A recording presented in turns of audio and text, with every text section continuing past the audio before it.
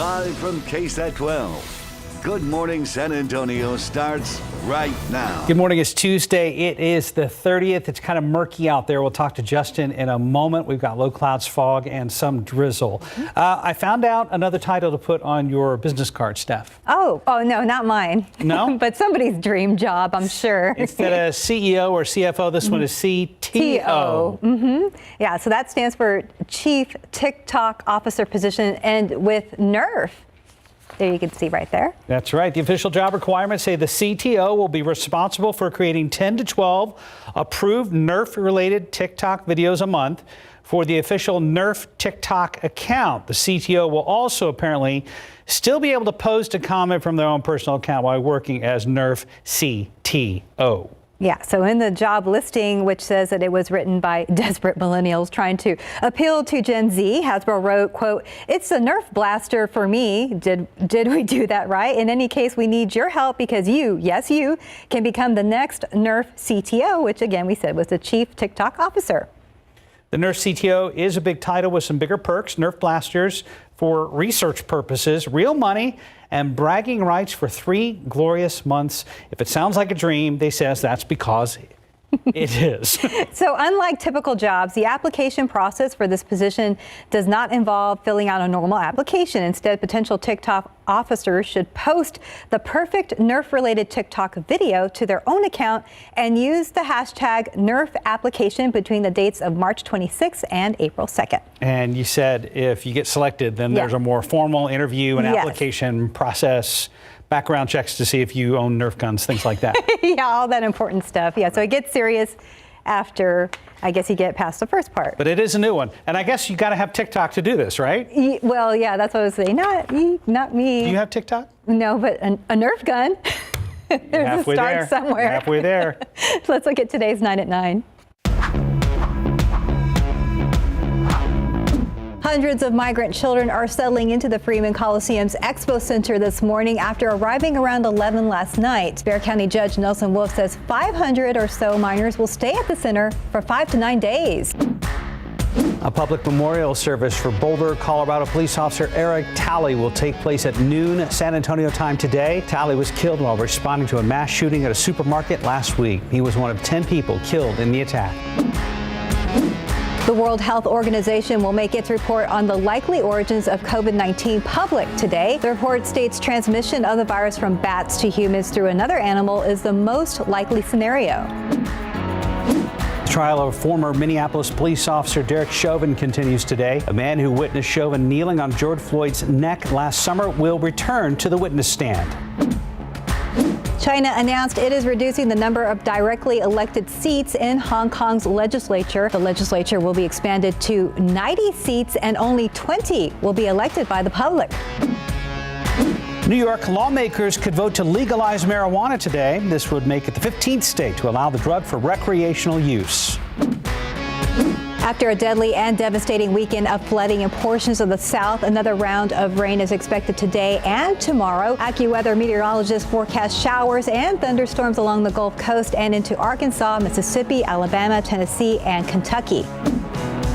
Canada suspended the use of the AstraZeneca COVID-19 vaccine for people under the age of 55 following concerns it might be linked to rare blood clots. The country's National Advisory Committee on Immunizations recommended the pause for safety reasons.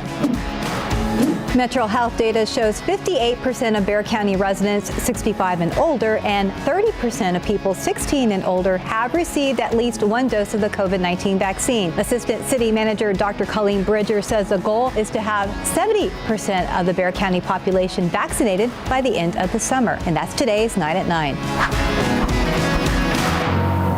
Well, through a weird glitch, it's actually not 76 degrees, which we had on the screen there. No. It would probably, we'd need a lot more direct sunlight for temperatures like that. No, we're in the 60s right now, right, Justin?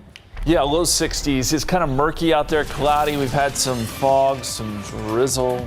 We may see some sun this afternoon, but it's going to take a little while. You see those clouds are sitting pretty low at this hour. Maybe some slight improvement from what you saw from Good Morning San Antonio a little bit earlier. Let's take a look at some of the headlines. So morning fog, humid, warm.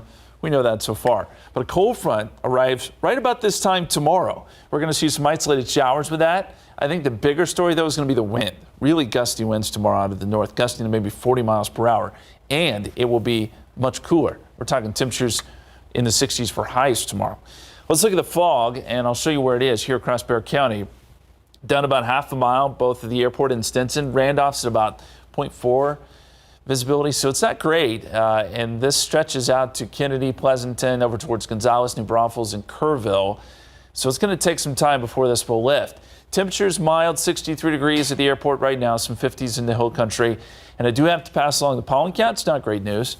Oak is in the high category, jumped back up today after dipping yesterday, 2,460. We are in the heart of oak season now. Just a heads up there. Forecast for today will be up around 82 once we do see a little bit of sun this afternoon. And then those big changes show up tomorrow. We'll time it all out for you coming up here in just a few minutes, guys. Let's check the roads real quick with our friends over at TransGuide. 410 at Babcock. Roads look pretty good right now. They are damp, but not absolutely saturated. In top stories we are following today, Bexar County Judge Nelson Wolff, Congressman Joaquin Castro, and County Commissioner Rebecca Clay Flores will tour the facility used to house unaccompanied migrant children today. As we mentioned in the 9 at 9, around 500 kids between the ages of 13 and 17 arrived at Freeman Coliseum's Expo Hall around 11 o'clock last night. Judge Wolff says the children are expected to stay for 5 to 9 days until the U.S. Department of Health and Human Services can reunite them with family members or sponsors here in the U.S. Wolff, Castro, and Clay Flores are set to tour the center this afternoon and will hold a press conference around 4:30 p.m. We will have live coverage in our later newscast. Well, if you haven't heard yet, San Antonio Mayor Ron Nirenberg says traditional camping over Easter weekend will not be allowed for the second year in a row due to the pandemic. The mayor says parks will be open to visitors during the day, but will close overnight. The mayor says that's because the city does not have the resources to properly enforce public safety protocols for overnight camping. He also acknowledged how disappointing and difficult this year has been and is asking for everyone's patience. Well, if you are 80 years old or older, you can now walk up to the Alamo Dome and get your COVID vaccine without an appointment. Metro Health says it's an effort to prioritize those who are most vulnerable. The effort is taking place in the afternoon. So here's a look at the calendar. It's happening today through Thursday, April 1st, and then again on Saturday, April 3rd. Next week, the process will take place Monday through Saturday to make up for Good Friday. After that, it will be regularly scheduled Tuesday through Saturday. Again, this is only for those 80 or older and only in the afternoons. All this information is on our website at KSAT.com. We're just a little over a month away from city and school elections, but if you want to be able to participate, you need to hurry and register. The deadline to register to vote for the May 1st election is this Thursday. People will vote on the mayor's race and 10 council seats. Voters will also decide the fate of 2 propositions, one aimed at repealing the police department's collective bargaining rights. The other deals with a change to the city charter. Right now on KSAT.com, we have steps to make sure you're registered to vote. We also have a look at a sample ballot. Well, in your other morning headlines, more attacks on people of Asian descent in New York City. And this morning, it is all about firefighters answering the call and putting their lives on the line, from apartment fires to dog rescues. Our David Sears is here to explain. Good morning, David. Morning, David. Firefighters, multi-talented people. Yes, they are. A lot of different things. We'll show you that in just a second. But first, the task force in New York City charged with investigating hate crimes against Asians is looking into at least 2 recent attacks. First, a 65-year-old woman gets kicked in the ground, and then the suspect just stomps on her several more times, just walks off after that. Security cameras got a good picture of him, but here's one of the problems. These victims are facing no help. The task force tweeted out the video of the comment, quote, "The cold-hearted building security guard not only failed to render aid, he closed the door on the victim," end quote. However, the management company of that building suspended staff members who witnessed the attack while they investigate. But there is more. The task force also looking into this attack on a subway train. The man just beating and choking another man. Police believe that victim is Asian. Once again, and riders just watched the attack without stepping in. The video has been looked at over 1 million times. What kind of hate is displayed in this kind of attack? Asian Americans for too long in this country have been shamefully scapegoated because of ignorant fear. The NYPD says there have been 31 attacks on Asian Americans so far this year. The police department is going to put some of their Asian American officers undercover on the streets to try and prevent more attacks. All right, let's take it to Dallas. A huge apartments fire. This happening at the Forest Grove Apartments just east of 75, north of 635 off of Forest Lane. It started as a single alarm at 5:30. When firefighters got there, the flames were shooting through the roof, then it collapsed. The fire went to 2 alarms, then a third alarm. 70 to 80 firefighters responded. Then about 50 minutes after the initial call, it was a 4-alarm fire. 20 minutes later, at 6:40, a 5-alarm fire. Believe it or not, no reported injuries. 52 apartments were destroyed. The fire spread to 3 other buildings. We are still waiting to find out what caused that fire. All right, guy getting gas at a gas station when, look out, boom. Look at it. Here he comes around. Look, there's a piece of the car went over there, but he's kind of walking around the car kind of casually, and then the passenger is kind of rolling out of the passenger side. He looks like he's okay. This all happening in California. The fire spread to other gas pumps. Firefighters able to get it under control. Authorities are looking for the 2 guys. They just ran off. No word on the cause. However, a strange twist to this one. A clerk at the gas station says he saw the men pour gas on the car before it went up in flames. And finally, just another reason why firefighters are true heroes. Meet Bean. Firefighters called to Bean's house because she got herself in a little situation. She got her head stuck in a reclining sofa. Happening in British Columbia. Bean's owner says the firefighters got to the house in just minutes. They actually took the couch apart in order to free Bean. She's all good. But from now on, maybe she should just use a Barca-lounger.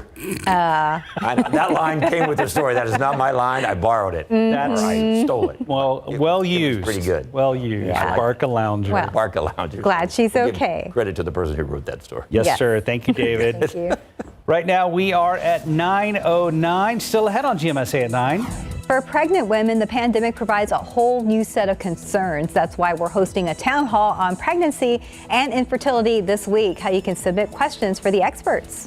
A former Memphis Grizzly will soon join the San Antonio Spurs. David and RJ discuss the signing of Gorgie Jang, and we have highlights from that Spurs loss against the Sacramento Kings. And America's Walking Club has a new headquarters right here in San Antonio. We're going to explain what that means for the community and what events it could bring to town. We are talking millions and millions of dollars right after the break. Welcome back, 9:13. The American Walking Club kicking off National Walking Week, celebrated April 1st through 7th with a community walk and open house. Today, it's its new national headquarters in the historic King William neighborhood. Max Massey joins us live there. And Max, what does the crowd look like? Good morning, guys. It's a big day. And honestly, this mist and drizzle not stopping any of the walkers. They were out here dark and early this morning, doing a couple rounds around 7:30 this morning, and it is all for such a good cause. We are here with Henry. So, Henry, what is the cause? We are here this morning to promote health and wellness, and we do that primarily through walking activities, non-competitive physical fitness activities. All right, and how important is that for San Antonio? Really important right now, especially right now coming out of a pandemic. It is so important that people have been in their houses a long time, in isolation. It's important now to get out and exercise, breathe some fresh air, talk to people for your wellness, for your own health, for your future. Now, we've seen a lot of people out and about this morning. It's a big moment for you guys. Why'd you pick Southtown? Well, we like the area. It fits very nicely with our mission, who we are, what we do. We're a walking organization. We're national. We have clubs across the country.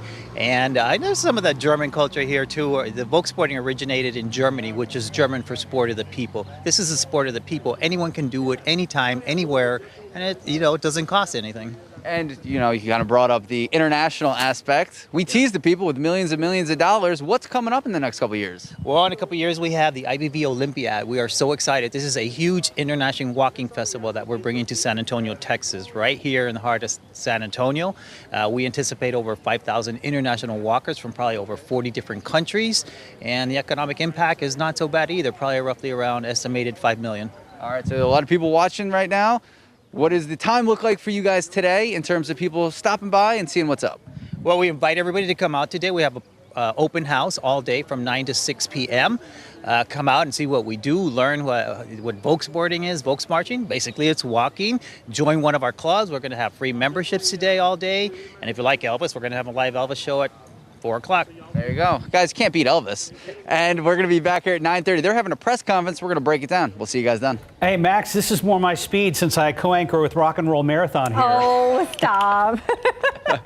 Thank you, Max. We'll see you in a bit. Thank you. Well, it's kind of murky outside. We already talked about the big change from yesterday. Yesterday started out crisp, clear, and cool. Yeah, today's a little more humid. It's okay for walking. At least it's not like 100 degrees. So. And do we have showers on the radar right now, Justin? Everything that's on the radar is really light. We don't really pick up on that drizzle, but it is there. It is damp, and you guys mentioned some of the wet roads out there. It's going to be sort of a damp morning. I think by the afternoon, things dry up a little bit. And we got to talk about the big changes tomorrow. It'll be around 82 this afternoon, mostly cloudy, humid, and then the changes come around 9 o'clock tomorrow. We're expecting a front to come through. And by mid-morning tomorrow, we'll likely be in the mid-50s, mostly cloudy, windy with a gusty north wind. So just a heads up as you get the kids ready for school tomorrow, you'll probably want to send them with a jacket because it will get pretty chilly during the day tomorrow. Probably highs only in the 60s tomorrow afternoon. In the meantime, we're dealing with the fog, about half a mile visibility with the fog, 3/4 of a mile visibility there at Port SA, about half a mile there in New Braunfels. So the fog is pretty thick, and we'll see that continue for a couple more hours, I think, before we get it to lift. And the area of fog stretches from basically Rock Springs, Uvalde, Kerrville over to New Braunfels, Gonzales, Kennedy, Pleasanton, kind of a blob right over San Antonio. And again, it has been pretty thick. Let's look at the time lapse here. You can see the fog really thicken up about 7, 8 o'clock. It's trying to lift a little bit, but still visibility is down. 63, and there's still some mist and drizzle underway. The satellite picture shows the cloud cover is pretty thick, and we're picking up on that fog here over Bexar County right now. Temperature-wise, 59 Bernie Stage, 64 Castroville, 62 Randolph, 62 right now in Seguin, 61 in Uvalde, and 64 Carrizo Springs. Dew points are high. They really surged up overnight. We had dew points that were in the 40s yesterday. Now they're in the 60s and 70s. So this air is extremely thick, and that's what led to the fog this morning. Still, I think we get high temperatures into the low 80s, upper 70s today, especially if we can get some breaks in those clouds. And I think we'll see a few during the afternoon. Now let's take a look as we go into tomorrow, and that's when those changes arrive. So this is around 6 p.m. today. Still shows mostly cloudy skies. And then here comes our front. Right now, I think it'll move through around 9 o'clock. I wish we would get some more rain out of this with this front, but it's just not going to happen. There's not a lot of activity, and a thin line of showers will probably develop by about midday. That'll probably be south of San Antonio, so we're not expecting much. With that being said, this particular model does break out some showers behind the front, so I still think we could see a few light showers even into the afternoon. Again, probably not going to add up to much, and the other big story will be the gusty winds. We think winds will gust close to 40 miles per hour by tomorrow, probably starting mid-morning and then continuing into the afternoon. So it will be a windy day. Temperatures today up around 81, 82 for a high. Southeasterly winds 10 to 15 this afternoon. Tomorrow, 63 for the high. That's it. 20% chance of rain. Notice the low Thursday morning, 44. We're up to 68 on Thursday, but we should see more sun. Good Friday looks nice too.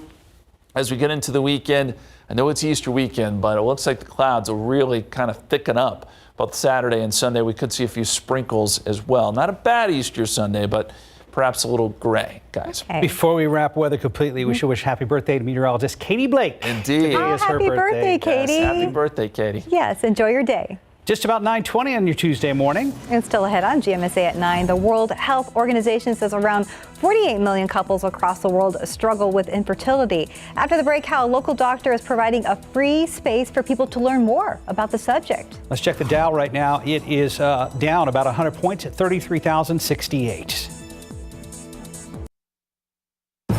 And we're back at 9:23. Infertility can lead to anxiety, depression, and isolation. When you add a pandemic, those feelings are elevated. KSAT is addressing the subject and trying to break the stigma by hosting a pregnancy and infertility in the pandemic town hall tomorrow. Our Courtney Friedman checked in with an expert as well as a member of our own KSAT family who shares her story of infertility. Catching up with a dear friend and coworker after months apart in a pandemic, the laughs came easy.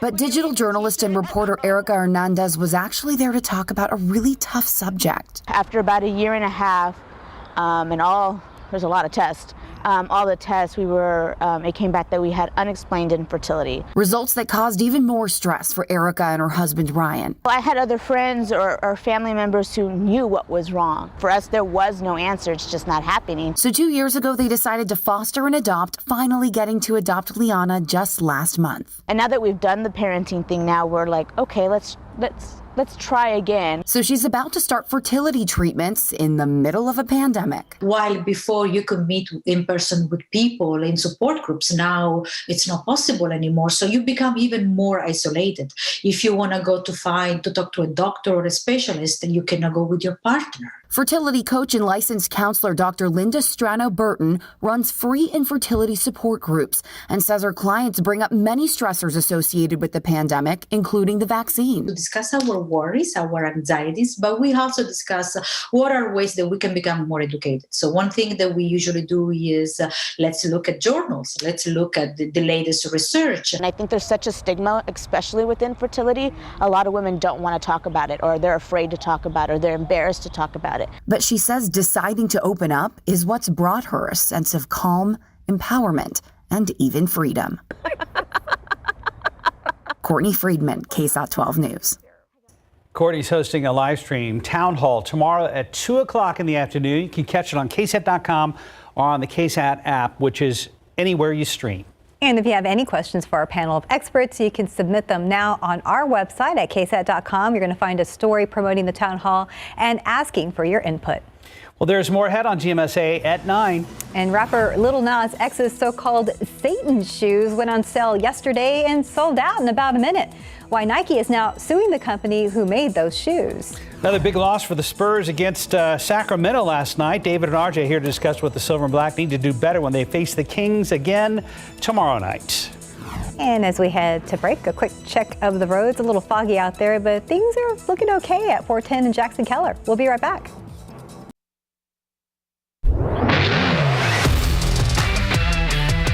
The Spurs fall to the Kings at home and continue to slide down the standings. David and RJ here to talk about that and some of the NCAA tournament action. Good morning, gents. She sounds so sad. I know. I write those and I feel for Stephanie right away when we put those in. Spurs lost again. You feel my pain, RJ.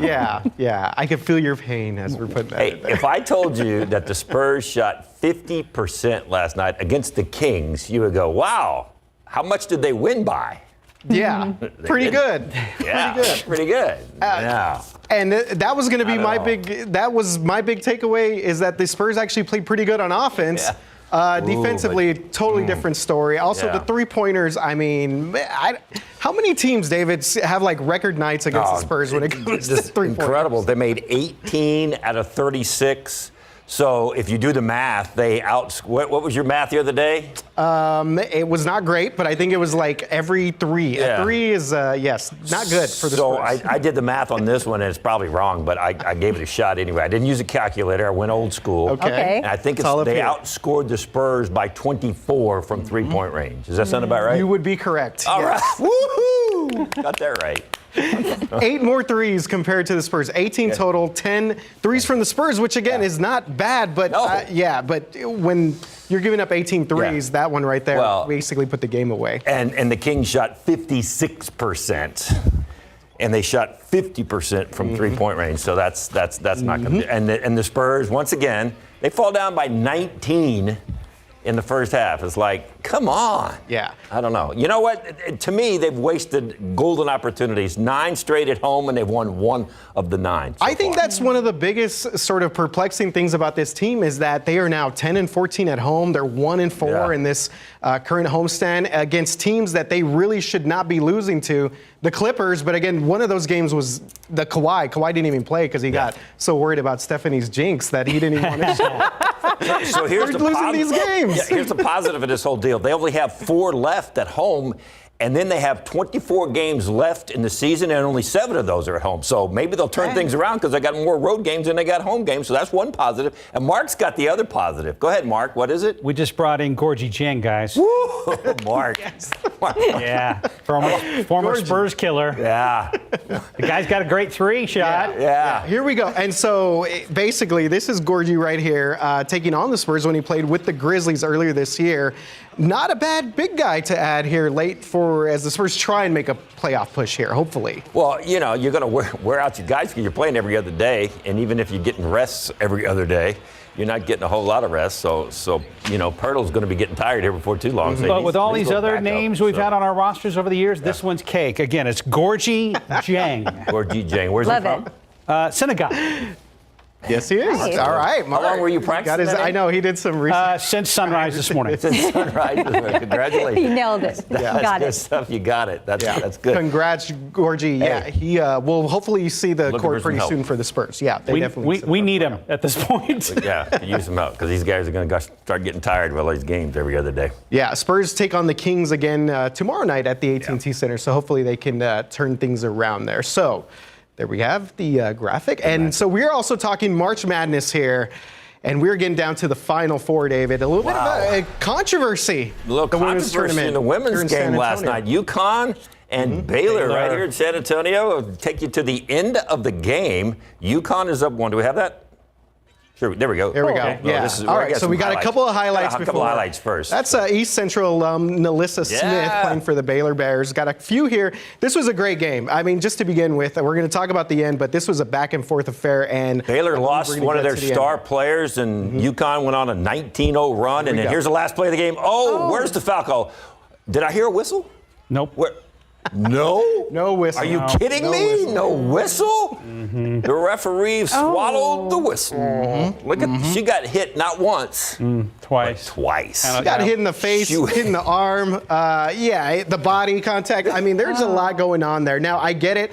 Refs don't want to be deciding these games, but if it's a foul in the first 5 minutes of a game, it should be a foul at the end of a game. That was a clear foul. Fair enough. Yeah, I heard that one. That sounds great. And they were only down 1, so she makes 1 out of 2. At least they tie. She can make 2 out of 2, and they got a 1-point lead and possibly headed to the Final Four. That would have been a nice win against UConn. That hurt. That kind of stung. Tough loss for the Baylor Bears. Now, the Baylor men actually did take care of business last night, so they are playing against the Houston Cougars in the Final Four. So the Cougs, an all-Texas showdown, Final Four. David's like it's not Texas Tech, so.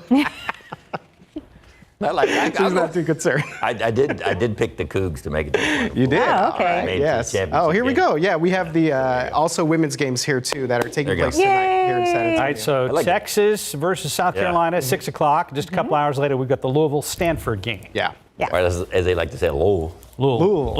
A couple of San Antonio alums in that game. Texas and Stanford both have some San Antonio kids playing there. We got stars all over the place. We do. No doubt about it, man. So that's what you root for. You root for the kids from San Antonio. Some great games. Including the Spurs. Or the Longhorns, yeah. Or the Longhorns. Thank you, David and RJ, very much. Outside with live cam as we transition back over to Justin Horn, keeping an eye. It looks like conditions are starting to improve out there very slowly. Very, very slowly. And by the way, I got 3 teams in the Final Four. Yeah? Awesome. Okay, well done. I would have had 4 if Alabama would have won. They should have won, but that's for another day. Yes, there is still some fog out there. Visibility is down in several spots here across Bexar County. At the airport, down to about half a mile. That's the case at Stinson, Randolph, New Braunfels, Bernie Stage, Castroville. So it's pretty uniform here around the metro area. Be extra careful. There is some drizzle and mist out there, too, so the roads are going to be a little damp. There's the view, and I think the base there is sort of lifting. The cloud ceiling is lifting, and that's a good sign. Temperature 63 at the airport, south-southeasterly winds at about 6. In the forecast today, takes us up close to 82 for a high. I do think we'll see a few peaks of sun this afternoon. Big changes, though, tomorrow. Cold front sides do. Slight chance for shower. Gusty winds. We can see gusts up to 40 miles per hour. We'll talk more about that forecast in just a few minutes, guys. Thank you, Justin. Quick check of the roads with TransGuide. Still looking good over around most of town. The roads are damp, but traffic continues to dry things out there, especially on the main lanes. America's Walking Club is the largest walking club in the United States. It's a nonprofit organization founded in 1976 that's dedicated to promoting personal physical fitness and good health. And this week is National Walking Week. Our Max Massey took a stroll, joins us live from the headquarters in 1000 block of Alamo. Max, what's going on out there? Good morning, guys. We are in the middle of a press conference, actually. Them announcing the new headquarters and announcing National Walking Week. Take a look at this. 5 years, AVA and our member clubs across the country have been offering. And we are joined right here with Patricia. Now, Patricia, a very active member. What brought you to walking? Well, I just retired from the military. Gosh, now it's 12 years ago. And I came back from the Middle East, and I was having problems breathing and stuff like that, and I ended up having asthma and allergies. And I couldn't run very well anymore. So to get that under control, I went ahead and decided to type in walking, moving back here, and typed in walking, and went ahead and found my first walk in Kerrville, Texas, and from that time on, I've just been walking. Lots of countries. The Kingwood Neighborhood Association for helping us find our new home. We love it, and we're excited to be here. Well, that was a big plus for me. Both physically, got my asthma under control and everything like that, but mentally, you meet so many people along the walks. They'll help you, motivate you. You actually have this good feeling about you. That you're walking with someone and that you're, it's just that overall good feeling. Sure, thank you so much. And if you guys have any questions about the new headquarters, the club, or what is coming here in 2023, we have all those answers. Just head to KSAT.com. Guys, back to you. Thank you, Max. It's just about 9:38 on your Tuesday morning. You're watching GMSA at 9. A new report from the University of Houston is giving us a closer look at how Texans were impacted during last month's winter storm. Our Erica Hernandez breaks down the findings next. 9:41, several stories trending on KSAT.com this morning, including one about a new study that reveals just how many Texans were without power during last month's deadly winter storm. Our Erica Hernandez is joining us now with more details. Good morning, Erica. Morning. Hey, guys. Good morning. Well, that new report from the University of Houston is revealing just how bad it was for Texans during the disastrous winter storm. We have that report up now on our website, and some key findings were that 70% of people served by ERCOT lost power, and almost half experiencing a water outage. And although Texans were told to prepare for short-term rolling power outages ahead of the storm, those who lost electricity needed up going an average of 42 hours without it. The UH report also gathered public opinion on state policies and public officials. ERCOT and the Public Utility Commission, which oversees the grid operator, garnered low approvals of 6% and 10%, and a majority of Texans supported requiring energy facilities to weatherize their equipment and face inspections. The damage the storm caused could make it the costliest disaster in Texas history. And I think a lot of this, the fallout is continuing, especially with the Texas legislature. Now they're looking at ways to prevent this from happening again. Right. And we're not surprised that up to 70% of folks were without power. No. Yeah, I mean, that's a big chunk. A lot of people were struggling. Exactly. Now, switching gears now, ever wonder what the Texas Gulf looks like from space? NASA has us covered. An astronaut aboard the International Space Station took this photo of the Texas Gulf Coast and shared it on social media. According to NASA, the photo centers on Houston, home of the NASA's Johnson Space Center, where astronauts live and train. You can even see parts of the hill country in the photo. The photo was actually taken this past Christmas with a Nikon D5 digital camera using a 24mm lens. The astronaut who took it was a member of the Expedition 64 crew. And how cool is this? I did not realize NASA actually has a website where astronauts always upload their photos that they take from space, so you can kind of go in and see other photos that they've taken in the past. I think they were able to actually, without joking, they were actually able to see the container ship blocking the Suez from Earth. Oh, wow. Really? That's amazing. So, yeah, if you ever want to just go look at some fascinating photos, you can go and look there. And finally, rapper Lil Nas X is sparking controversy with his new shoes that contain demonic imagery. They are called Satan shoes. That's right. And they launched yesterday. According to Saint, the brand that's selling the shoes, says that they contain 60 cc of ink and 1 drop of human blood in the sole of the shoe.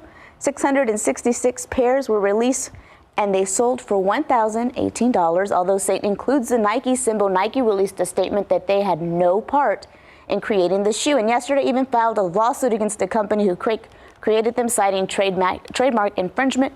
And if you're wondering, all 666 pairs sold out yesterday as soon as they went on sale. Now, my big question was, like, who donated the blood for this? Like, there's so many questions I have about this. Well, my question was like, who's going to pay $1,000 for this? 666 people. Wow, I can't believe it. Alternatively, I saw a meme. Somebody posted a mock-up of Chick-fil-A shoes, and it said, "My pleasure," and John 3:16, and somebody said, "I want those shoes." Instead, yeah. I mean, they are causing a lot of controversy right now, and Nike is really upset about this as well. So They're willing to go to court over it. Yeah, and it's a story we're following on KSAT.com right now. Erica, thank you. Thanks, Good guys. to see you.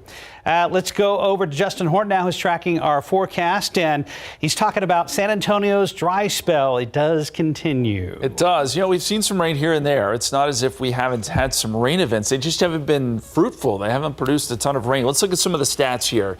It's been 7 days since we saw at least 1/4 of an inch of rain. That was with those thunderstorms, if you remember, last week. But it's been 47 days since we've seen at least 1/2 inch of rain in a 24-hour period. And it's been a whopping 122 days since we got 1 inch of rain in a 24-hour period. So it just, again, we've seen some rain, just hasn't been enough to really dig us out of this drought that we're in. And the rain chances aren't particularly good this week. We have a slight chance today. Obviously, we're seeing some drizzle. It's not adding up to much. Slight chance tomorrow, 20%, as a front comes through, and then maybe a few sprinkles Saturday and Sunday. But this isn't going to fill up the rain gauge, so we're still stuck in this drought situation that we're in. Visibility improving at Port SA, and I think we're going to start to see these numbers improve some too. Just looking outside, it looks a little bit better. But there is still visibility issues. Bernie Stage, New Braunfels over to Hondo down to Pleasanton. This area is sort of shrinking, and I think give it another hour or two, and most of the fog will be gone. This is a better scene than what we were looking at just 30 minutes ago. Temperature right now, 63 degrees. Still some drizzle being reported at the airport, and we've got a south-southeasterly breeze at about 6. You can see the fog and the cloud cover on our visible satellite picture here. Bexar County still socked in. Temperature is 63, Stinson, 66 in Pleasanton, 61 Bernie Stage, 62 Uvalde, and some 70s now showing up LaGrange down to Victoria, but there is actually some sun peeking through there. And I think eventually we'll see a little bit of sun this afternoon.